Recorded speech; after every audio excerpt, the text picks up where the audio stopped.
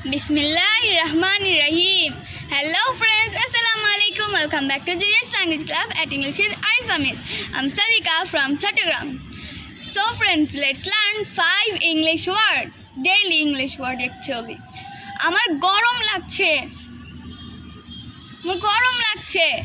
এটাকে কি বলবো? হ্যাঁ, আমরা I feel hotও বলতে পারি। কিন্তু আমরা একটু অ্যাডভান্স করে বললে হয় না?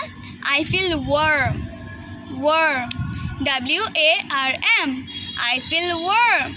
I feel warm.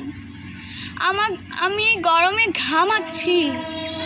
I'm sweating bullets. BULLETS. Bullets. হ্যাঁ, বুলেটস কিন্তু বুলেটকে বলা হয়। যদি আমি তোমার দিকে বুলেট তাক করে রাখি তাহলে তুমি ঘেমে যাবে না ভয়ে? হ্যাঁ, সেজন্য আই এম সোয়েটিং বুলেটস।